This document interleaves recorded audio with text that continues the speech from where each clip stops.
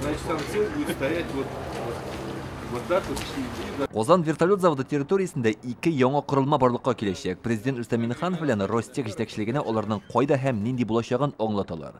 2024 елның язында заводта вертолетларны җип бетерү цехы һәм һөнәри белем бирү үзәге эшли башлаячак. В едином порыве пригаситесь к экрану.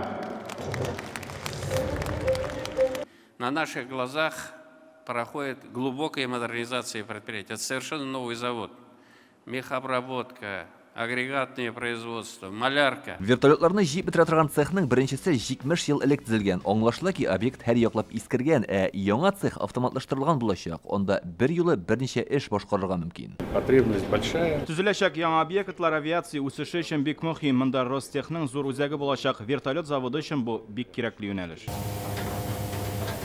Хәзерге вакытта без данлыклы Ми-8 вертолетында эчке якта электр үткәргечләрен таштыралар, инде тышта күргәнебезчә тәгәрмәчләрен куялар. Кыскасы, бик тиздән әлеге вертолет инде күккә күтәрелә алачак. Инде менә монысы теләсә кайсы вакытта очып китәргә әзер булган Ансат вертолеты. Казан заводында төзеләчәк яңа цех һәм уку үзәге барлыкка килгәч, вертолетларны җыю чын мәгънәсендә уңайрак һәм ансатрак булачак дигән сүз. Илшат Минхаҗев Казан вертолет заводында 10 елдан артык эшли. Очкычларны җыганда койрык өлешен ялгау аның вазифасы. Заманча яңа цех эшне автоматлаштыру мөмкинлеген арттырыр, бу тизлектә дә, сыйфатта да уңай чагылыш табар дигән фикердә ул. Яңа төзелгән әйбер безгә эшчеләр өчен кызыклы инде, уңайлы булсын, главный заманча җиһазландырылган, заман таләпләренә туры килә торган якты җылы булса, инде эшләргә дә күңелле булачак. Результат та бүтән төрлерәк булачак. Яңа технологияләрне куллану өчен алдынгы карашлы һәм заманча белемле хезмәткәрләр дә кирәк. Вертолет заводындагы яңа укыту үзәген шуны күздә тотып төзиләр. Анда заманча стандартлар буенча белем бирәчәкләр. Мы вводим вот эту бесшовную технологию, значит, центр подготовки, среднее специальное образование и школы.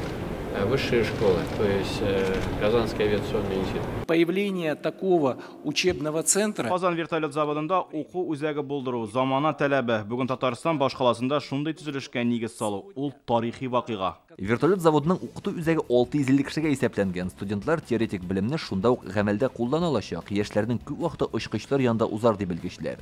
Укыту үзәгендә берничә юнәлеш буенча белем бирәчәкләр. Илдар Сафиуллин, Гадел Миңдубаев, Яңа Гасыр каналы.